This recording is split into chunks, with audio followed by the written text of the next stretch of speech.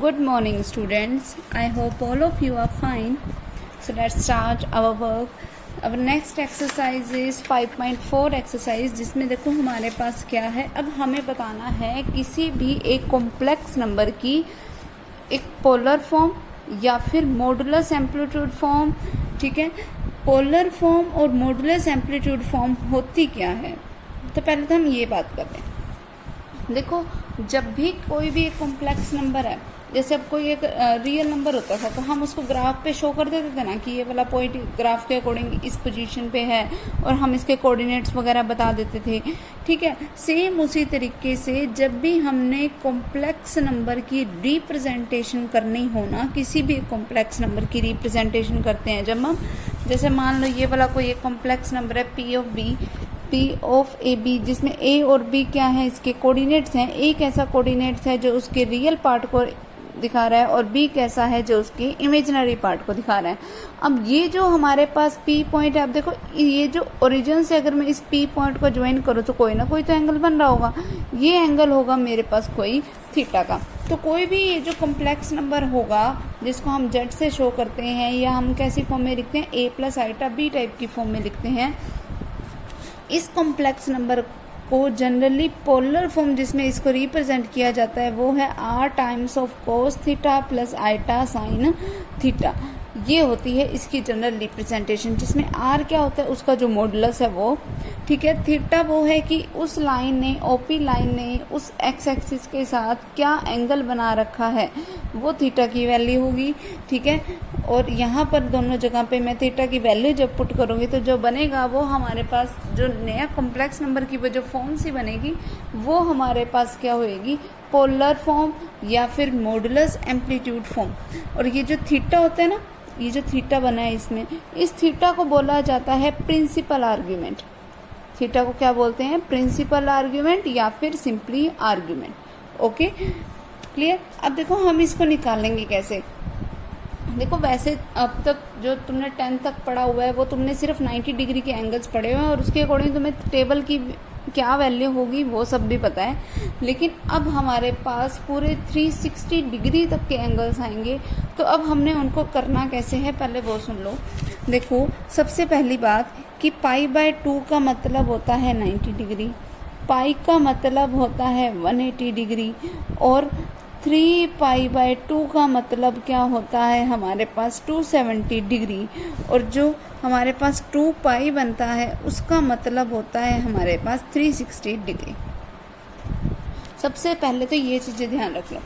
फिर उसके बाद अब हम इसकी बनाते हैं क्वाड्रेंट्स टाइप की फॉर्म. ऐसी ये है हमारे पास x एक्सिस, ये है हमारे पास y एक्सिस, ये है x डैश और ये क्या है हमारे पास y डैश. ठीक है, इस तरीके से यहाँ है हमारा ओरिजिन वाला पॉइंट. और ये जो देखो ये क्या है हमारे पास फर्स्ट कोऑर्डिनेट, फर्स्ट क्वाड्रेंट, ये है सेकंड क्वाड्रेंट, ये है थर्ड क्वाड्रेंट, ये है फोर्थ क्वाड्रेंट. ठीक है, इस तरीके से ये क्वाड्रेंट है.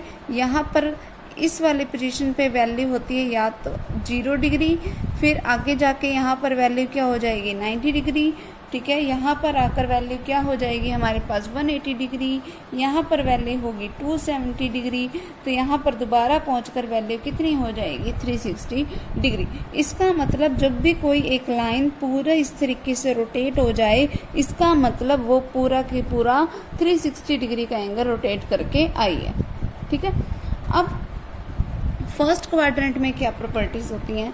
फर्स्ट क्वाड्रेंट में जितने भी ट्रिग्नोमेट्रिक फंक्शंस हैं कौन कौन से हैं, साइन, कोस, टेंजेंट, कोट, कोसिकेंट, सीकेंट, जितने भी हमारे पास ट्रिग्नोमेट्रिक फंक्शंस हैं वो सारे के सारे क्या होते हैं, पॉजिटिव. ठीक है, और सेकंड क्वाड्रेंट की प्रॉपर्टी क्या है, इसमें सिर्फ साइन, और साइन का रेसिप्रोकल क्या होता है, कोसिकेंट. तो इसमें सिर्फ ये दोनों पॉजिटिव होते हैं और बाकी सब क्या होते हैं, नेगेटिव. मतलब बाकी सब में कोस, टेंजेंट, कोट और सीकेंट, ये सारे के सारे क्या होंगे यहाँ पर नेगेटिव. फिर 180 से 270 डिग्री की वैल्यूज़ के बीच टेंजेंट और कोट तो होते हैं पॉजिटिव और बाकी सब क्या होते हैं, नेगेटिव. और इस फोर्थ क्वाड्रेंट के बीच में क्या होगा, सीकेंट और कोस होते हैं पॉजिटिव और बाकी सब क्या होते हैं, नेगेटिव. ठीक है, ये चीज़ ध्यान रखना। इस चीज़ की हेल्प से अब हम बाकी के एंगल्स भी फाइंड आउट करेंगे, क्योंकि अब देखो अगर बाई चांस मान लो कि हमें वो बोल दे कि साइन 240 डिग्री की वैल्यू निकालो, तो हम बता ही नहीं सकते, क्योंकि हमारे पास टेबल ही 90 डिग्री तक थी। तो उस 90 डिग्री वाले टेबल का हम यूज़ तभी कर पाएंगे जब हमें ये चीज़ अच्छे से पता हो। ठीक है, अब अगर मान लो साइन की अगर हम बात करें, साइन ऑफ जब भी आ जाए 90 डिग्री माइनस थीटा, एक चीज ध्यान रख लो, साइन जो होता है वो चेंज होता है किसमें, कोस में। कोस जो होता है वो चेंज होता है साइन में, इसीलिए मैंने डबल साइडेड एरो लगाए हैं। कोसिकेंट जो है वो चेंज होता है सीकेंट में, और जो सीकेंट है वो चेंज होता है कोसिकेंट में। टेंजेंट जो है वो चेंज होता है कोट में, और कोट जो है वो चेंज होता है टेंजेंट में। और ये जब वैल्यूज चेंज होती कब है, जब हमारे पास एंगल बात हो रही हो या तो 90 डिग्री की या 270 डिग्री की। जब भी 180 या फिर 360 डिग्री की बात हो रही हो, तब जो भी हमारे ट्रिग्नोमेट्रिक फंक्शंस हैं वो कैसे क्या रहते हैं, ऑल विल रिमेन सेम, कि मतलब साइन का साइन रहेगा, कोस का कोस रहेगा, इस तरीके से। ठीक है, सिर्फ 90 डिग्री दिख जाए या 270 डिग्री जाए तभी इनकी जो है वो वैल्यूज क्या होंगी, चेंज होंगी। अब देखो इसमें क्या है, sine of 90 degree minus theta, तो इसकी वैल्यू क्या होगी, देखो साइन फिर है 90 डिग्री। अब 90 डिग्री पे तो मैंने बोला साइन किस में चेंज होएगा, कोस में, तो हमारे पास क्या बन गया, कोस ऑफ थीटा। अब देखो 90 डिग्री माइनस थीटा, यानी कि वैल्यू देखो 90 में से कुछ कम हो रहा है, तो यानी कि वैल्यू कहाँ गई, फर्स्ट क्वाड्रेंट में। अब फर्स्ट क्वाड्रेंट में साइन क्या है, पॉजिटिव है, इसीलिए पॉजिटिव का पॉजिटिव रहा। सेम उसी तरीके से अगर मेरे पास आ जाए साइन 90 डिग्री प्लस थीटा, तो क्या होगा। अब देखो 90 डिग्री दिखते ही साइन किस में चेंज कर दो, कोस में, थीटा का थीटा ही रह जाएगा। अब देखो 90 डिग्री प्लस थीटा, यानी कि वैल्यू कहाँ चली गई, सेकंड क्वाड्रेंट में, क्योंकि 90 में कुछ ऐड हो रहा था, यानी कि इस क्वाड्रेंट में गया। अब सेकंड क्वाड्रेंट में जब हमारे पास चला गया, तो सेकंड क्वाड्रेंट में तो साइन क्या है, पॉजिटिव है, तो इसीलिए ये भी क्या रहा, पॉजिटिव। फिर उसके बाद sine of 180 degree minus theta, ये क्या होगा हमारे पास। अब देखो साइन ऑफ 180 माइनस थीटा का मतलब क्या हुआ, मैंने बोला कि 180 और 360 पे सब सेम की सेम रहेंगे, यानी कि 180 पे साइन क्या रहेगा, साइन ही रहेगा। ठीक है, साइन थीटा बन गया। अब 180 माइनस थीटा, 180 ये रहा 180, इसमें से कुछ माइनस हो रहा है, यानी कि वैल्यू यहाँ चली गई।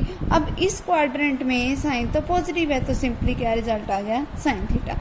फिर sine of 180 degree plus theta, sine of 180 degree plus theta मतलब 180 में कुछ ऐड हो रहा है, और 180 की वजह से साइन का तो पहले क्या रहेगा, साइन थीटा। अब 180 में कुछ ऐड हो रहा है, यानी कि वैल्यू कहाँ चलेगी, थर्ड क्वाड्रेंट में। अब थर्ड क्वाड्रेंट में साइन क्या है, नेगेटिव है, क्योंकि थर्ड क्वाड्रेंट में तो सिर्फ टेंजेंट और कोट पॉजिटिव है, बाकी सब क्या है, नेगेटिव है, तो इसके आगे क्या लग जाएगा, अब माइनस का भी साइन। आगे समझ।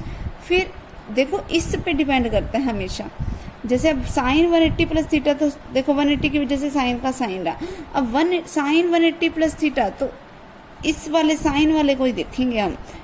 ठीक है, तो यहाँ पर साइन क्या है, नेगेटिव था, तो यहाँ नेगेटिव आ गया। अब देखो अगर हम बात करें 270 वाले की, तो क्या बनेगा, साइन ऑफ 270 माइनस थीटा। 270 पे साइन किस में चेंज हो जाएगा, कोस थीटा में। ठीक है, अब देखो इसी साइन को लेके चलेंगे, साइन वाला 270 माइनस थीटा, 270 ये था हमारे पास, इससे माइनस हो रहे थे, यानी कि वैल्यू कहाँ गई, थर्ड क्वाड्रेंट में। अब थर्ड क्वाड्रेंट में हमारे पास साइन क्या है, नेगेटिव है ना, तो यहाँ पर इसका जो रिजल्ट आएगा वो नेगेटिव आएगा। कोस को चेक नहीं करोगे, इसी साइन को ही चेक करोगे। ओके, फिर उसके बाद sine of 270 degree plus theta. अब 270 की वजह से साइन किस में चेंज हो गया, कोस थीटा में। अब 270 में कुछ ऐड हो रहा है, यानी कि वैल्यू यहाँ चली गई।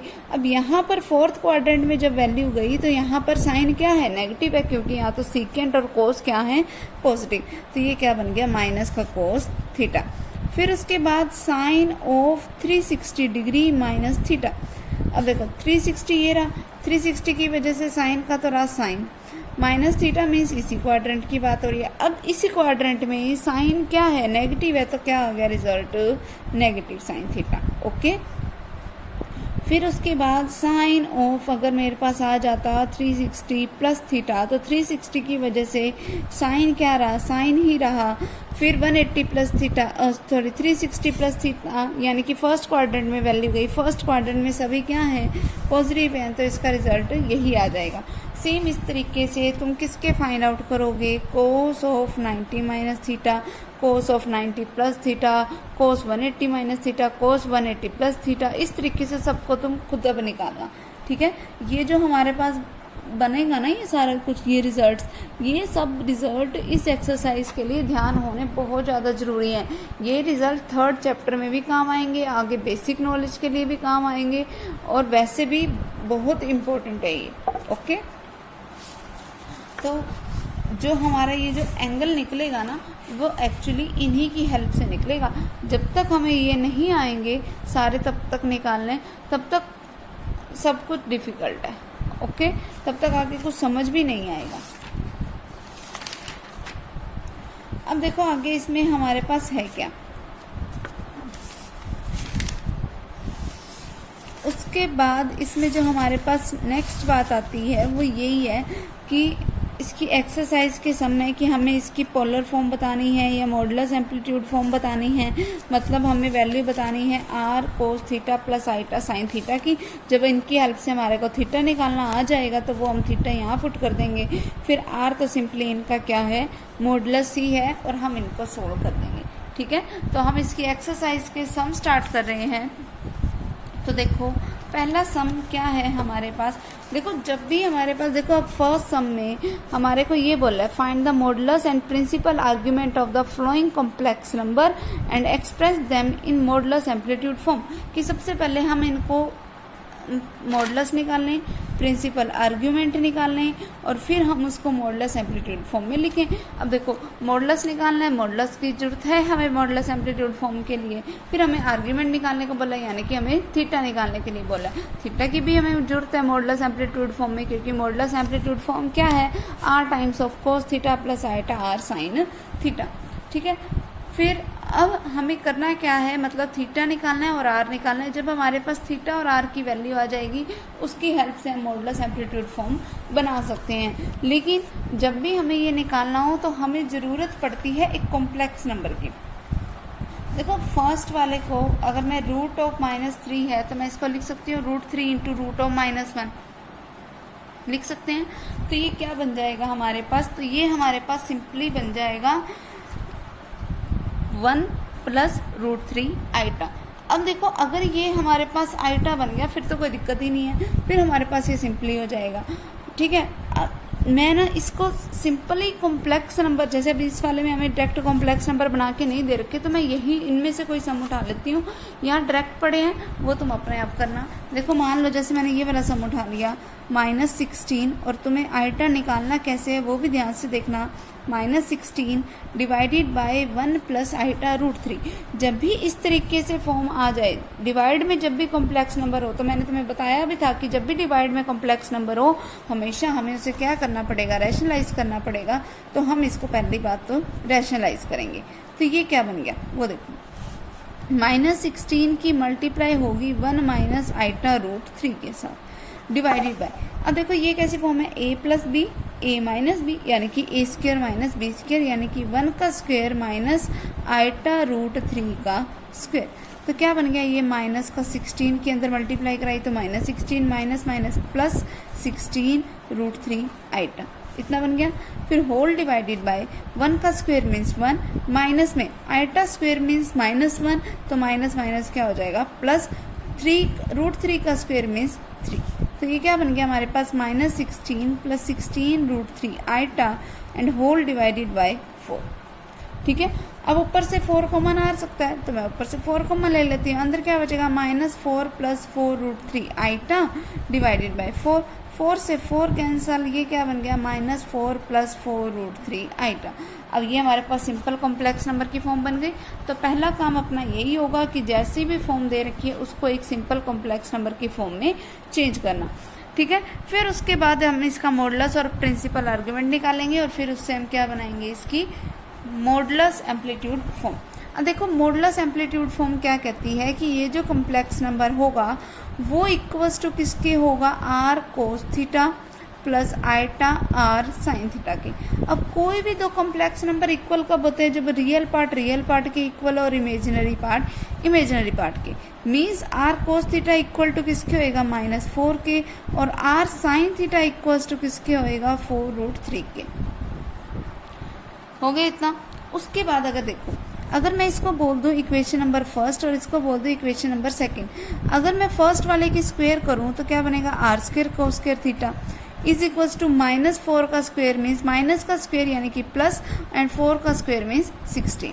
फिर अगर मैं इसको करूं स्क्वायर तो क्या बनेगा, R square sine square theta is equals to 4 का स्क्वायर क्या आएगा 16 इंटू में √3 का square means 3 means R square sine square theta किसके इक्वल आ गया 48।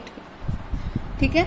अब सिंपली अगर मैं इन दोनों ही इक्वेशंस को ऐड कर दूं तो लेफ्ट में लेफ्ट साइड ऐड होएगी means R square cos square theta में क्या ऐड होएगा, R square sine square theta equals to में क्या आएगा 16 प्लस 48। ठीक है। अब आर स्क्वायर इनमें से कॉमन आ रहा है, कॉमन ले लो, अंदर क्या बचेगा cos square theta plus sine square theta is equals to, इनका टोटल करूंगी मैं 6 and 8 मीन्स 14, कैरी करेगा 1 को is equals to 64 means R square into, अब देखो ये क्या है cos square theta plus sine square theta जिसकी वैल्यू क्या होती है 1, तो R square into 1 means R square is equals to 64, यानी कि आर क्या बन गया हमारे पास +-8। ठीक है, इतना हो गया। आर की वैल्यू वैसे तो +-8 हो गई, लेकिन मैंने तुम्हें बताया था स्टार्टिंग में कि आर है क्या हमारे पास, आर मॉडुलस है और मॉडुलस कभी भी नेगेटिव नहीं हो सकता, इसीलिए आर क्या रहेगा सिर्फ और सिर्फ 8। तो आर की वैल्यू आ गई हमारे पास, इसको नाम दे दो इक्वेशन नंबर 3। इतना काम होने के बाद अब देखो आर कोस थीटा किसके इक्वल था -4 के। इक्वेशन नंबर फर्स्ट तो यही कहती थी कि आर कोस थीटा किसके इक्वल है -4। अब आर की अगर मैं वैल्यू यहाँ पुट करूँ इट मीन्स 8 कोस थीटा किसके इक्वल है -4 के, इट मीन्स कोस थीटा किसके इक्वल है -4/8 के, क्योंकि 8 यहाँ मल्टीप्लाई में पड़ा है, इधर आएगा तो डिवाइड में, यानी कि कोस थीटा इक्वल्स टू किसके हो गया -1/2 के, क्योंकि ये कैंसिल आउट हो गए। फिर सेम उसी तरीके से अगर आर की वैल्यू मैं यहाँ पुट करूँ तो क्या बनेगा 8 sine theta is equals to 4√3, यानी कि साइन थीटा किसके इक्वल आ गया 4√3 और ये 8 इधर आके डिवाइड में, अब ये कैंसिल आउट हो रहा है तो यहाँ से साइन थीटा की वैल्यू क्या आ गई √3/2, और यहाँ से क्या है हमारे पास कोस थीटा की वैल्यू -1/2। कोस थीटा की वैल्यू है -1/2, साइन थीटा की वैल्यू है √3/2। अगर अब हम ट्रिग्नोमेट्रिक टेबल पे जाएं, ट्रिग्नोमेट्रिक टेबल के अकॉर्डिंग कोस थीटा की वैल्यू 1/2 किस पे होती है 30 डिग्री के ऊपर, और साइन की ये वाली जो वैल्यू होगी वो किसके ऊपर होगी, साइन ऑफ √3/2। देखो साइन की ये वाली वैल्यू √3/2 कौन पे होगी हमारे पास 60 डिग्री के पे, और सेम इधर से अगर हम इसके ऊपर जाएं तो कोस की ये वाली जो वैल्यू होएगी वो भी कहाँ होती है, सॉरी 60 डिग्री पे ही होती है, तो दोनों की वैल्यू 60 डिग्री पे होती है। लेकिन अब फ़र्क क्या आ रहा है कि जब 60 डिग्री पे कोस थीटा की वैल्यू 1/2 होती है तब उसके साथ ये वाला माइनस नहीं होता, लेकिन अब माइनस भी पड़ा है। साइन थीटा की ये वाली वैल्यू तो एकदम सही है, तो अगर मैं इसको डायरेक्ट साइन 60 डिग्री के इक्वल रख दूं तो मतलब मेरे पास थीटा की वैल्यू तो 60 डिग्री हो जाएगी, जो कि इसके लिए तो वैलिड है। अगर अब मैं इसकी जगह पे सीधा कोस 60 डिग्री लिख दूं 1/2 की जगह पे, तो यानी कि कोस थीटा तो माइनस कोस 60 डिग्री के इक्वल हो गया, तो फिर तो प्रॉब्लम क्रिएट हो गई, क्योंकि 60 डिग्री पे तो ये वाली माइनस साथ होता ही नहीं है, तो हम डायरेक्ट सिर्फ थीटा की वैल्यू 60 डिग्री कैसे बोल सकते हैं, फिर ये माइनस कहाँ जाएगा। ठीक है, अब मतलब मुझे इसका एंगल चेंज करना पड़ेगा, तो अब हम इसका एंगल चेंज करेंगे कैसे वो सुनो ध्यान से। देखो कोस थीटा की वैल्यू नेगेटिव कहाँ है, और साइन, ऐसा मुझे अब क्वाड्रेंट चूज करना है जहाँ पर कोस थीटा की वैल्यू तो नेगेटिव हो और साइन थीटा की वैल्यू पॉजिटिव हो। अगर देखो हम फर्स्ट क्वाड्रेंट की बात कर रहे हैं तो फर्स्ट क्वाड्रेंट में साइन और कोस दोनों पॉजिटिव हैं, तो हम ये वाला तो क्वाड्रेंट ले ही नहीं सकते, क्योंकि हमें तो ऐसा क्वाड्रेंट चाहिए जहाँ कोस नेगेटिव हो एंड साइन पॉजिटिव हो। फिर अब सेकंड क्वाड्रेंट पे जाके देखा हमने, सेकंड क्वाड्रेंट हमारा सही क्वाड्रेंट है, क्योंकि यहाँ पर साइन पॉजिटिव एंड कोस क्या है नेगेटिव। ठीक है, फिर और कहीं ऐसी कंडीशन तो है ही नहीं, तो मतलब हमारा जो क्वाड्रेंट बनना चाहिए वो कौन सा बनना चाहिए, सेकंड क्वाड्रेंट। ठीक है, तो अब हमारे पास सेकंड क्वाड्रेंट के अकॉर्डिंग वैल्यूज बनेगी कैसे, वो देखो। कोस थीटा किसके इक्वल होएगा, माइनस का कोस ऑफ 60 डिग्री। ठीक है, अब कोस ऑफ माइनस का कोस ऑफ 60 डिग्री, मतलब इसको मैं ऐसे लिख सकती हूँ, अब देखो सेकंड क्वाड्रेंट में ही लेके जाओ इसको मैं ऐसे लिख सकती हूँ कोस ऑफ 180 माइनस 60 डिग्री।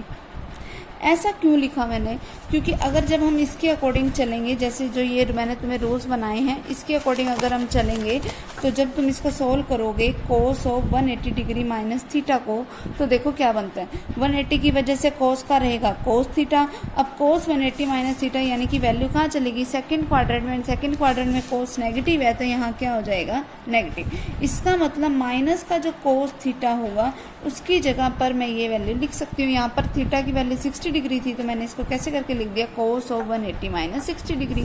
सिर्फ वही यही किया है मैंने। फिर इसका मतलब कोस थीटा किसके इक्वल हो गया, कोस ऑफ 120 डिग्री के। आगे समझ।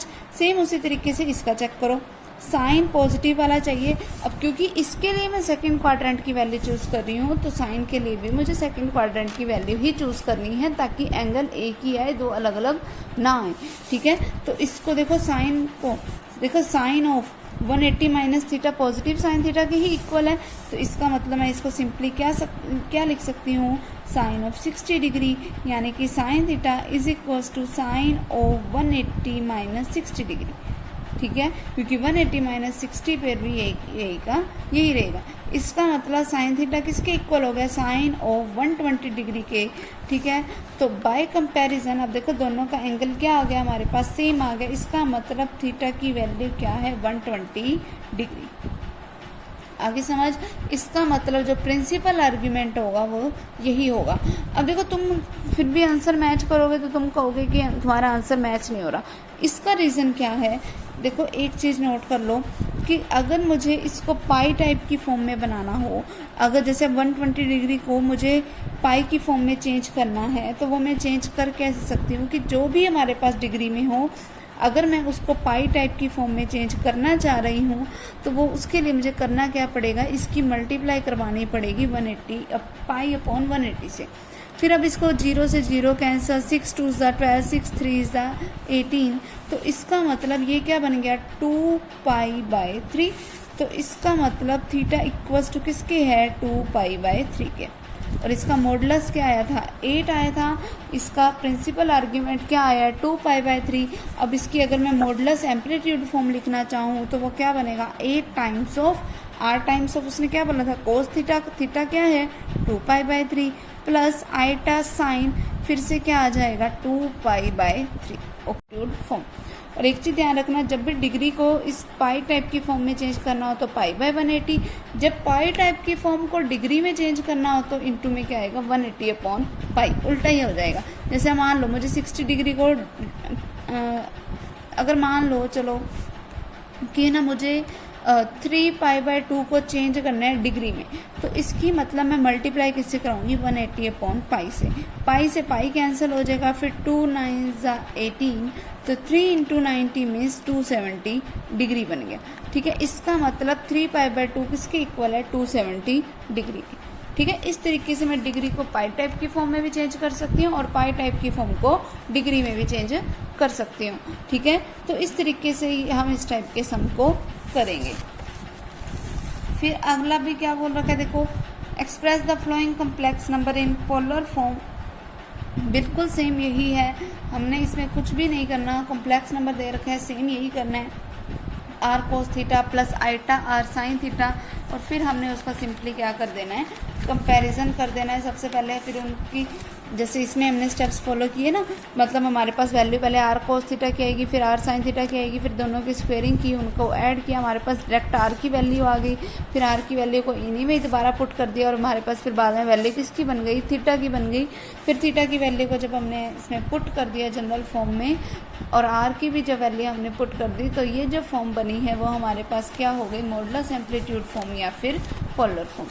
ठीक है, इस तरीके से ही हमने इनको सोल्व करना है। फिर उसके बाद अगला देखो, जैसे अब अगला सम देखो, थर्ड सम चलो थर्ड सम अपने आप करना, पहले हम ये वाला सम कर लेते हैं। जैसे 2 times of cos of 210 degree plus iota sine 210 degree, और इसकी हमने मल्टीप्लिकेशन करवानी है किसके साथ, 4 times of cos of 120 degree plus iota sine of 120 degree. जब हमने इनकी मल्टीप्लिकेशन करानी है तो सबसे पहले 2 की 4 से कराओ, क्या आएगा, 8 आएगा, 8 लिख दिया। ठीक है, सबसे पहला काम इतना कि हमने जो हमें पता है पहले हम वो कर दें। फिर अब देखो इनकी अगर हमने मल्टीप्लिकेशन करवानी है तो देखो क्या बनेगा, ये क्या है हमारे पास, कोस ऑफ 210 डिग्री, इसकी मल्टीप्लिकेशन होगी किसके साथ, इसके साथ ही होगी। ठीक है, इसकी मल्टीप्लिकेशन इसी के साथ होगी ना ऑब्वियसली, तो हम इसको क्या लिख देंगे, देखो कोस ऑफ 120 डिग्री। फिर इसकी इसके साथ कराओ, क्या बनेगा, प्लस का iota cos of 210 degree sine of 120 degree. फिर प्लस में क्या आएगा, इसकी इसके साथ multiplication, iota times of sine of 210 degree cos of 120 degree. फिर प्लस आइटा इंटू आइटा क्या आएगा, आइटा स्क्वेयर। फिर sine of 210 degree into sine of 120 degree. आगे समझ, ठीक है। इतना जब हमने मल्टीप्लिकेशन करवा दी उसके बाद नेक्स्ट स्टेप क्या होगा, ये वाला 8 एज इट इज। अब देखो जिसके पास आइटा नहीं है वो अलग कर दो, ये इसके पास आइटा नहीं है तो ये हो गया मेरे पास कोस 210 डिग्री कोस टू 120 डिग्री, ये लिख दिया हमने एज इट इज। अब देखो आइटा स्क्वायर की वैल्यू क्या होती है, -1, तो यहाँ से आइटा हट सकता है तो मैंने यहाँ क्या लगा दिया, माइनस लगा दिया। और अब ये वाली वैल्यू लिख देती हूँ, sine of 210 degree sine of 120 degree, इतना लिख दिया। फिर अब ये वाले टर्म हम लिख चुके हैं, ये टर्म लिख चुके हैं, अब ये 2 टर्म्स बच गई। अब इन दोनों टर्म्स में से कॉमन क्या आ रहा है, आइटा, वो कॉमन ले लिया। अंदर क्या बच गया, कोस 210 degree sine of 120 degree plus sign of 210 degree cos of 120 degree. इसके साथ आइटा नहीं लगा क्योंकि बाहर कॉमन जा चुका है। हो गया इतना काम। फिर उसके बाद देखो एक फॉर्मूला है हमारे पास, वो क्या है कि जब भी आ जाए, वैसे तो ये 4 फॉर्मूले कर ही लो जो अभी लिखवा रही हूँ। देखो क्या है, cos A cos B minus sine A sine B, ये फॉर्मूला इक्वल्स टू होता है cos of A plus B के। फिर cos A cos B plus sine A sine B equals to होता है cos of A minus B के। फिर next sine A cos B plus cos A sine B equals to होता है sine of A plus B के।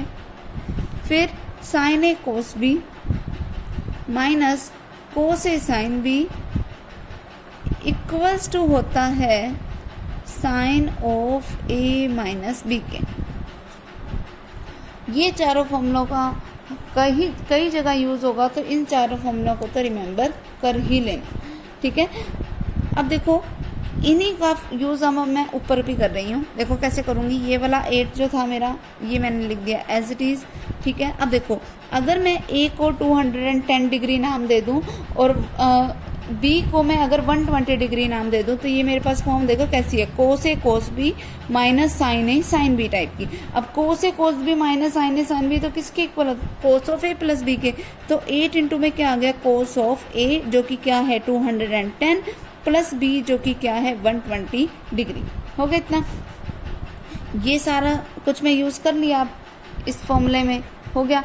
फिर plus iota पड़ा है, तो आइटा टाइम्स ऑफ में क्या है, अब देखो कोस A sine B plus sine A cos B, ये वाला फॉर्मूला बन रहा है। देखो इस फॉर्मूले का क्या रिजल्ट है, sine of A plus B, तो क्या बन जाएगा, sine of A plus B का मतलब कि 210 में क्या जोड़ेंगे हम, 120 डिग्री को।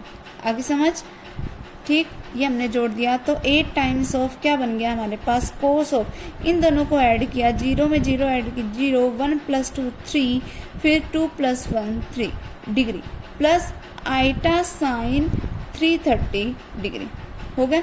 अब देखो 330 डिग्री की तो तुम्हें डायरेक्ट वैल्यू ही नहीं पता, नहीं पता ना, तो इसकी वैल्यू हम चाहें तो निकाल भी सकते हैं, कोई दिक्कत नहीं है। कैसे निकालेंगे हम, देखो 8 टाइम्स ऑफ, क्या करेंगे हम इसको, देखो 8 टाइम्स ऑफ, अगर वैसे अगर तुम चाहो तो इसको तुम डायरेक्ट भी चेंज कर सकते हो कि भाई जैसे 330 डिग्री आ गया, अगर तुम इसकी रेडियन की फॉर्म बनाना चाहो, मतलब वो पाई वाली फॉर्म बनाना चाहो, तो इसकी मल्टीप्लाई करा दो इससे, ठीक है।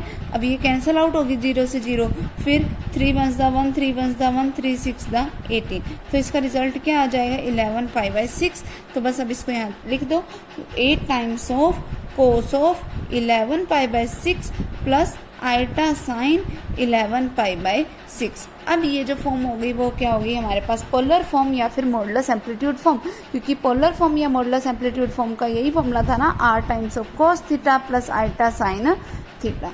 आगे समझ क्लियर। इस तरीके से हम किसी भी फॉर्म को चेंज कर सकते हैं, ये हमारे पास मेथड होगा। ओके, फिर इसके ना 4 तक सम करना तुम खुद, ठीक है। अब जैसे अब इस वाले में हमारे पास देखो, इनमें तो मल्टीप्लिकेशन हो रही है, इसमें हमारे पास क्या है, डिवाइड में है, तो मतलब सीधा सा है कि हमने सबसे पहला काम क्या करना है, इनको रैशनलाइज करने का करना है। ओके, जैसे ही हम इसको रैशनलाइज कर देंगे हमारे पास सिंपल फॉर्म बच जाएगी। ओके, क्लियर है। तो ये 4 तक सम करना, बाकी सम जो है वो हम नेक्स्ट टाइम करेंगे। क्लियर।